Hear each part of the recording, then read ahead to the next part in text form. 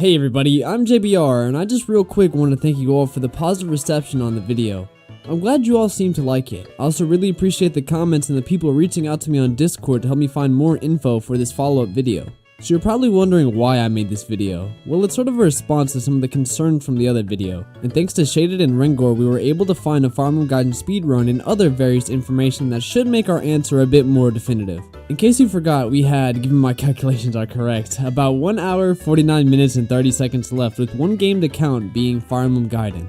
Thanks to Shaded, we were able to find a Fire Emblem Gaiden speedrun that goes from start to finish, not just random clips. So will we be able to beat every game in 24 hours? Well, the Fire Emblem Gaiden speedrun clocks in at 2 hours, 22 minutes, and 30 seconds. So that is quite a bit more than 1 hour 49 minutes, but all we have to do is take out book 1 or hell, even book 2 from Fire Emblem 3 since that's longer. Well, it might not be as simple as that, unfortunately. The biggest problem for the speedrun is that it is a TAS run. Let me explain what a TAS run is and the insane amount of luck that would be needed to pull off this speedrun. There are many different categories of speedruns. Any percent is the most common. It just means you're trying to beat the game as fast as possible, with skips and glitches included. But there are many more types of speedruns. Two popular ones are glitchless, which is, well, self-explanatory, and TAS runs. TAS stands for Tool Assisted Run.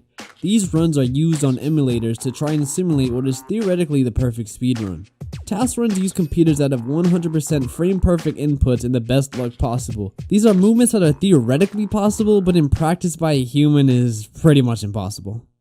So why out of all the Fire Emblem games is Gaiden the only game with exclusively TAS runs online? The reasoning is we need insane amounts of luck to get an item that severely speeds up the run. Fire Emblem Gaiden has one item that's known for being overpowered, the Angel Ring. The effects we gain from this item are the following. It restores 5 HP at the start of every turn, okay. Raises wearer's luck to 40, pretty amazing, and casually doubles its wearer's growth rates. Now if you ask me, that's a pretty damn good item. But for the TAS speedrun, we need to get 2 of them. How, you might ask? Well, we need a double Angel Ring drop, which is a 1 in 32,768 chance of happening.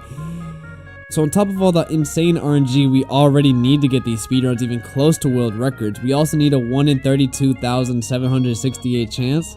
Man, this video is getting debunked like a dream speed. Anyways, after considering the insane amount of luck, I don't think it's fair to use TAS runs even though it is theoretically possible to beat all the games with some loopholes.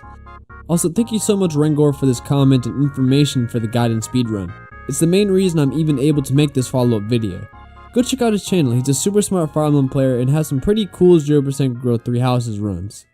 Moving on, some other problems you all seem to mention were people not really agreeing with the whole picking one route in the route split games, and more specifically, most of you had a problem with fates. Now I can totally see why you would think it doesn't feel like you're beating every game. For Sacred Stones and 3 houses, these games were sold as one game, and most of the chapters are the same anyways. Sacred Stone has almost completely the same chapters except a very short route split, and 3 houses reuses so many maps and half the game is literally the same but with a different house. Hell, Silver Snow and Black Eagles are literally the same route until the time skip. For Fates, there's a much stronger argument for the games all needing to be played since they were sold separately. The loophole that we found was a cartridge with all 3 games on it, and the first 6 chapters of the game are the same. I counted it as one game since the cartridge technically had all 3 games on it and we saw the credits. Not to mention the video is far more interesting with the loophole. I can see the argument being made on this one, but I personally think the loophole works fine enough.